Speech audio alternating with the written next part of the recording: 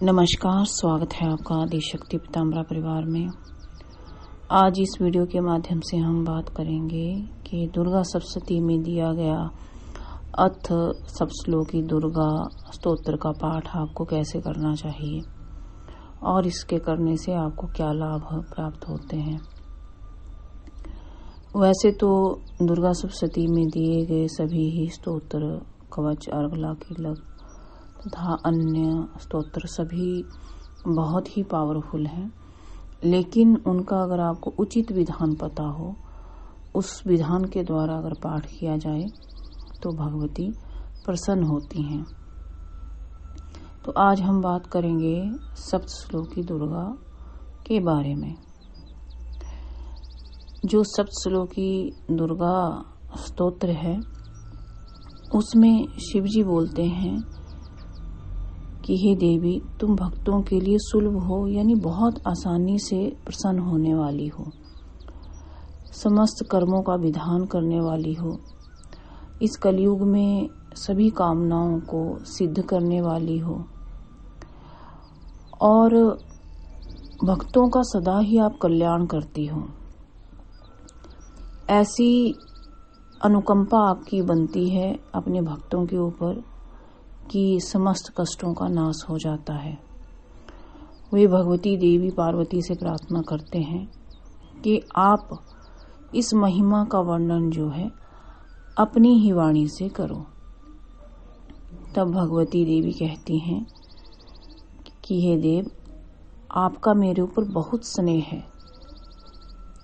मैं आपको बताऊंगी कि मैं शीघ्र कैसे प्रसन्न होती हूँ और कलयुग में या किसी भी युग में समस्त कामनाओं को कैसे सिद्ध किया जा सकता है।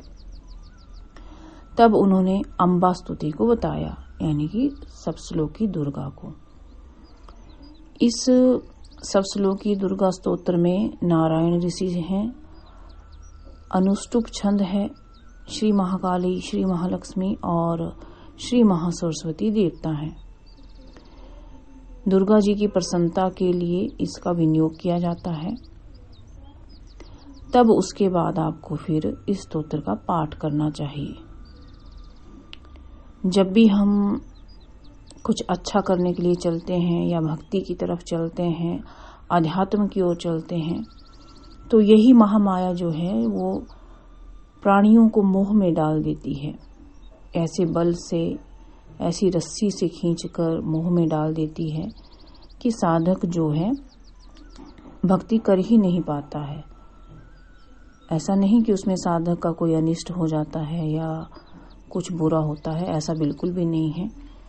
लेकिन जब भी पाठ किया जाता है, भगवती का ध्यान किया जाता है, मंत्र जाप किया जाता है, तो जो माया है वो प्रपंच करती है, आपको धन देगी, वैभव देगी, नाम देगी, प्रसिद्धि देगी और आप उसमें खो जाएंगे और जो मूल भक्ति है उसको भूल जाएंगे। आपने देखा भी होगा कि जो साधक होते हैं शुरू में खूब भक्ति करते हैं और भक्ति में उनका खूब मन लगता है, लेकिन बाद में धीरे धीरे वे विस्मृत हो जाते हैं, भक्ति नहीं कर पाते हैं, अन्य कार्यों में लग जाते हैं। यानी कि भगवती महामाया ही उन्हें माया में डाल देती है और ये जो महामाया है ये स्वयं भगवती अम्बा ही है।